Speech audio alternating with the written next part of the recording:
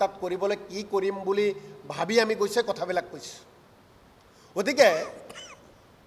মাননীয় সাংবাদিকসকলৰ কেমেৰাত যদি কৰবাত বন্দী হৈ আছে উচ্চতিমূলক বক্তব্য বা আমাৰ আচৰণ তেতিয়া আমি শাস্তি মূৰ পাতি ল'ম আমি ভাল কৰিবলৈ গৈছোঁ জুই জ্বলিছে জুই নুমাবলৈ গৈছোঁ কিন্তু বিজেপি আমাক উচটনি দিয়া বুলি কৈছে যদি উচটনি দিছোঁ যদি প্ৰমাণ আছে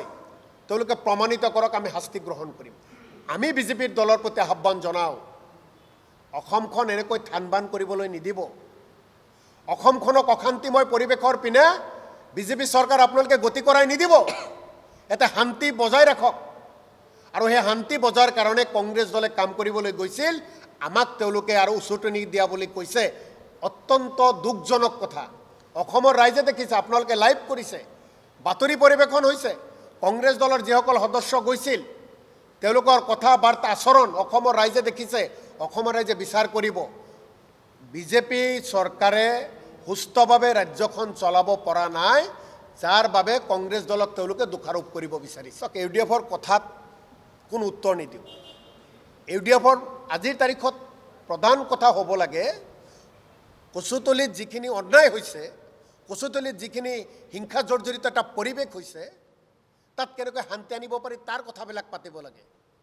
চৰকাৰ কেন্দ্ৰত বিজেপি ৰাজ্যত বিজেপি তেওঁলোকক জবাবদিহি কৰিব লাগে তাৰ পৰিৱৰ্তে কংগ্ৰেছক জবাবদিহি কৰিছে ধুবুৰী ৰিজাল্টটোত ৰাইজে বুজাই দিছে মই ভাবোঁ ইউডিএফে সেই কথাবিলাক বুজি পাব লাগে চাওক ইউডিএফৰ বিষয়ে কোনো কথা নকওঁ কচুতলিত শান্তি ঘূৰাই আনিব লাগে ৰাজ্য চৰকাৰে কচুতলিত কি কাৰণে আৰক্ষীৰ ওপৰত আক্ৰমণ হ'ল আৰক্ষীয়ে কি কাৰণে গুলি কৰিব লগা হ'ল কি কাৰণে মানুহ মৃত্যু হ'ব লগা হ'ল কি কাৰণে মৃত্যু যন্ত্ৰণাত গুলি দেহত লৈ জিএমচিৰ বিচনাত ছটপটাই থাকিব লগা হৈছে নিৰীহ ৰাইজ তাৰ বিষয়ে তদন্ত হ'ব লাগে আমি সেইবিলাকৰ কাৰণে ৰাজ্য চৰকাৰৰ পৰা অসমৰ ৰাইজৰ হৈ তেওঁলোকৰ পৰা জানিব বিচাৰিছোঁ মুখ্যমন্ত্ৰী ডাঙৰীয়াই স্পষ্টভাৱে জনাব লাগে কি পৰিস্থিতিৰ কাৰণে এনেকুৱা ঘটনা হ'বলৈ পালে কাৰ বিৰুদ্ধে আন্দোলন হ'ল দল সংগঠনৰ জৰিয়তে যেতিয়া কাৰ বিৰুদ্ধে আন্দোলন হ'ল সেই আন্দোলনকাৰীক অসম পুলিচে গুলিয়াই গুলিয়াই হত্যা কৰিলে আৰু এতিয়া বিজেপিয়ে দল সংগঠনৰ দৰত দেখাব বিচাৰিছে কাৰ আন্দোলনৰ সময়ত যেতিয়া দল সংগঠনৰ পৰিচালিত আন্দোলনকাৰীসকলক গুলিয়াই হত্যা কৰিলে তেতিয়া বিজেপিৰ সেই দল সংগঠনৰ প্ৰতি দৰত নজৰিল আজি তেওঁলোকৰ পৰিচালনাৰে সুস্থ পৰিৱেশত বিপদে পৰিচালিত কৰাৰ কাৰণে যি পৰিৱেশ সৃষ্টি কৰি আছে